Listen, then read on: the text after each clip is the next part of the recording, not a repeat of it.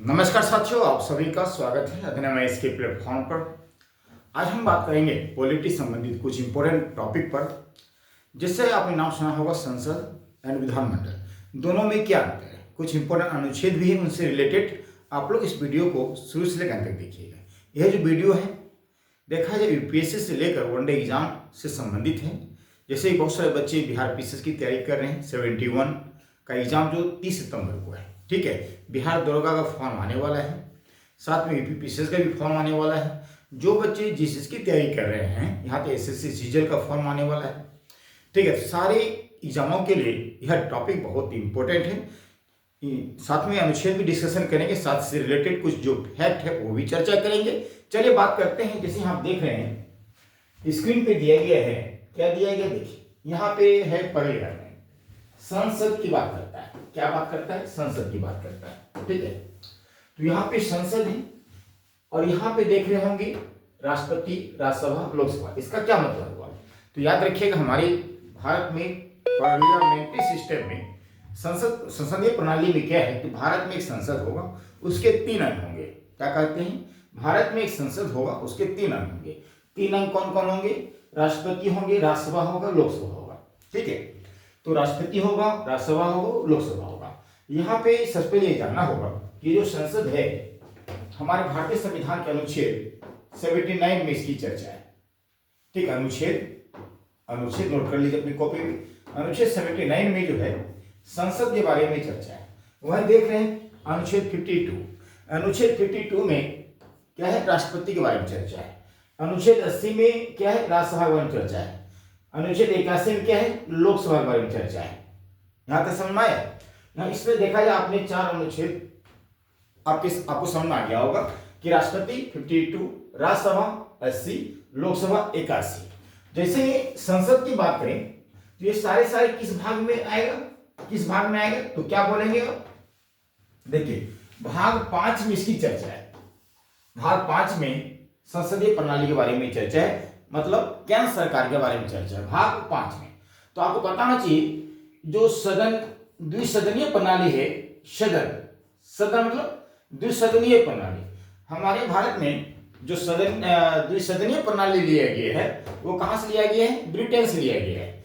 सदन की भी बात करें, हमारे इस पार्लियामेंट्री सिस्टम में 2 सदन है, 2 ही सदन है, इस बात को ध्यान रखना है।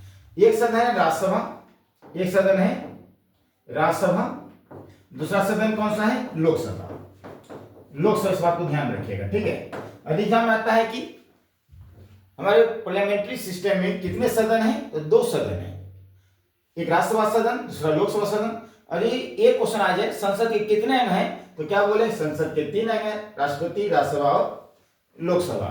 यहां तक समझ आ गया। अब देखिए नीचे हम देख रहे हैं विधानमंडल की बात करता है। यहाँ पे विधानमंडल, तो यहाँ जो विधानमंडल देख रहे हैं, तो विधानमंडल जिस प्रकार केंद्र में संसद होता है, उसी प्रकार राज्यों में हर राज्यों में क्या होगा? विधानमंडल होगा। क्या होगा? राज्य में क्या होंगे? विधानमंडल होंगे, ठीक है। अब प्रश्न है कि जिस प्रकार संसद के बारे में अनुच्छेद 79 कहता है, जिस प्रकार संसद के बारे में 79 कहता है, उसी प्रकार विधानमंडल के बारे में किस अनुच्छेद में होगा? तो याद रखिएगा हमारे प्यारे बच्चों, 168 अनुच्छेद में किसके बारे में चर्चा है? विधानमंडल के बारे में चर्चा है, दैट मींस लेजिस्लेचर की चर्चा है। वहीं देखिए जिस प्रकार संसद के 3 अंग है, राष्ट्रपति, राज्यसभा और लोकसभा, उसी प्रकार विधानमंडल के भी 3 अंग होंगे। विधानमंडल के भी 3 अंग होंगे। कौन कौन? यहाँ पे दिखेगा विधान, राज्यपाल होंगे यहाँ पे, ठीक है। राज्यपाल अनुच्छेद 153 में इसकी चर्चा है, ठीक है। राज्यपाल के बारे में किस अनुच्छेद में चर्चा है? 153 में। वही विधान परिषद 169, तो यहाँ है विधानसभा, ठीक है, 170, ठीक है, 170। तो ये 3 अनुच्छेद आपको याद होगा। देखिए 153 राज्यपाल, जैसा आप सुने होंगे, राज्यपाल जो है राज्यों में होते हैं, केंद्र सरकार के एजेंट के रूप में काम करते हैं। राज्यपाल केंद्र सरकार की ओर से काम करते हैं, केंद्र सरकार के द्वारा राज्यपाल का नियुक्ति किया जाता है हर राज्यों में। भारत राज्यों का संघ है, भारत कभी खंडित नहीं हो सकता। भारत से कोई राज्य अलग नहीं हो सकता, इसलिए राज्यपाल को जो है कंट्रोल के लिए, उस राज्य को कंट्रोल करने के लिए, वहां की सारी इंफॉर्मेशन के लिए एक एजेंट के रूप में इसको कार्य करना पड़ता है, जो राष्ट्रपति द्वारा नियुक्त किया जाता है। ठीक, राष्ट्रपति नियुक्ति कौन करता है? राष्ट्रपति करते हैं। ठीक है, देखिए जो भूमिका सेंट्रल में राज्यसभा लोकसभा होता है, वही भूमिका केंद्र में राज्यों में विधान परिषद और विधानसभा होता है। ठीक, आपको पता है कि कोई भी कानून कहाँ बनता है? हमारे प्यारे बच्चों, आपको पता है कि कोई भी कानून कहाँ बनता है? तो संसद में कानून बनता है, आपको पता होना चाहिए। ठीक है, संसद में कानून बनेगा किसके द्वारा बनाया जाता है? राज्यसभा सदस्य के द्वारा और लोकसभा सदस्य के द्वारा। उसको राष्ट्रपति क्या करते हैं? साइन कर देते हैं, कानून बन जाता है। उसी प्रकार राज्यों में भी कानून बनेगा तो विधानमंडल के जो दो इंपॉर्टेंट सदन है, विधान परिषद और विधानसभा, इन दोनों सदस्यों के द्वारा कानून बनेगा और राज्यपाल उस पर क्या कर देंगे? मोहर लगा देंगे, साइन लगा देंगे। राज्य के लिए वो कानून बन गया, राज्य के लिए वो कानून बन गया। शायद आपको यहां तक समझ में आ गया होगा, शायद उम्मीद करता हूं। ये 4 और 4 लगभग 8 अनुच्छेद आपको याद हो गया। चलिए उसके आगे देखते हैं। उसके आगे क्या है पॉइंट? अगला पॉइंट देखिए क्या है। सरल भाषा में इसको समझने की कोशिश करें। देखिए यहाँ पे एक ट्रिक लेकर आया है, उस ट्रिक को समझिए। सरल का मतलब क्या हुआ? यहाँ देखिए, सरल कहा जाता है यदि आप 89 जोड़ देंगे तो राज्य के अनुच्छेद मिलते हैं। देखिए यदि मैं यहाँ पर 80 जोड़ देता हूं तो 9 और 89 जोड़ देंगे, सॉरी 89, तो कितना हो गया? 9 68 और 68। तो यहाँ पे देखिए क्या कर रहा है? 168। आपको पता है 168 में किसके बारे में चर्चा है? विधानमंडल के बारे में चर्चा है। ठीक है, देख रहे हैं 168 में किसके बारे में चर्चा है? विधानमंडल के बारे में चर्चा है। तो यहाँ पे 80 जोड़ने पे, 89 जोड़ने पे विधानमंडल हो गया। यदि यहाँ पे बात करें इसमें, यहाँ पे राज्यसभा में यदि हम बात करें, राज्यसभा में यदि 89 जोड़ दिया जाए तो कितना हो जाएगा? 9 और 860। तो 169 में क्या किसके बारे में चर्चा है? विधान परिषद के बारे में चर्चा है, विधान परिषद के बारे में चर्चा है। ठीक है, अब यहाँ पे जो बात करें, यदि यहाँ पे 89 जोड़ेंगे तो यहाँ पे ट्रिक काम नहीं करेगा। तो ट्रिक इसी दोनों अनुच्छेद याद करने के लिए 168 और 169। ठीक है, अब प्रश्न यहाँ पे देखिए, राज्य विधानमंडल के लिए 168 और विधान परिषद के लिए 169, 160 विधानसभा के लिए 170। ठीक है, इस बात को आपको ध्यान रखना। 89 किसी भी हालत में नहीं होगा। ठीक है, ये इस प्रकार आपको इसे याद रखना पड़ेगा। चलिए अगला पॉइंट देखिए। अगला पॉइंट क्या है?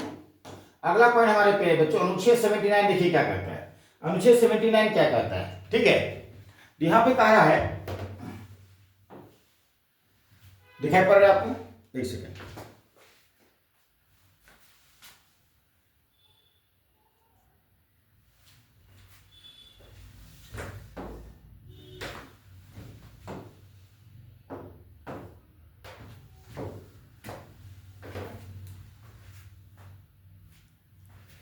अनुच्छेद 79 देखिए क्या कहता है।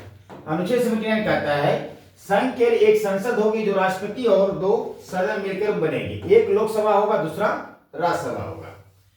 इसको मैंने ऑलरेडी चर्चा कर दिया है। अनुच्छेद 168 में क्या है? प्रत्येक राज्य के लिए एक राज्य विधानमंडल होगा जो राज्यपाल होंगे और उसमें एक सदन होंगे।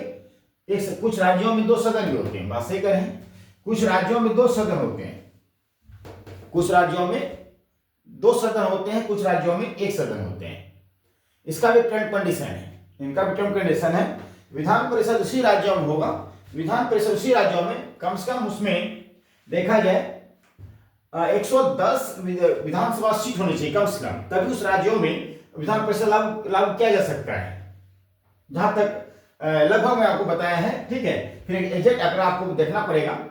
अब बात करता है कि जहां पर एक सदन है उसका नाम विधानसभा होगा। जहां एक सदन, जैसे बिहार में 2 सदन है, उत्तर प्रदेश में 2 सदन, तेलंगाना में 2 सदन है, आंध्र प्रदेश में 2 सदन है, कर्नाटक में 2 सदन है, महाराष्ट्र में 2 सदन है, बहुत सारे राज्य लिखिए, राजस्थान में 1 सदन है, हरियाणा में 1 सदन है, पंजाब में 1 सदन है। ठीक है, तो वहां विधानसभा होगा, जहां 2 सदन वहां एक विधानसभा, दूसरा विधान परिषद होगा। चलिए अगला पॉइंट देखिए। अगला पॉइंट क्या कहता है? राज्य के यहाँ पे विधानमंडल यदि बात करें, देखिए समझिए इसको दोबारा, जहां पे विधानमंडल दोबारा समझाए, राज्यपाल अनुच्छेद 153, विधानसभा अनुच्छेद 170, विधानसभा 170। तो यहाँ पे द्विसदनीय विधानमंडल में फिर इसको रिपीट कर दिया गया है।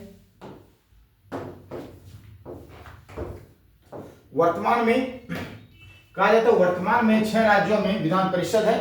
कौन कौन 6 राज्य में? उत्तर प्रदेश में सीटों की संख्या 100 है, तेलंगाना में 40 है और आंध्र प्रदेश में 50 है, महाराष्ट्र में 78 है, बिहार में 75 है, कर्नाटक में 75। ये विधान परिषद सीटों की संख्या भी आपको याद रखना होता है। तो यदि बात करें कितने राज्यों में विधान परिषद है, क्या बोलेंगे? 6 राज्यों में। उस 6 राज्यों का विधान परिषद जो सीट संख्या है वो आपको याद रखना है। यहां से भी क्वेश्चन पूछते हैं, ठीक है।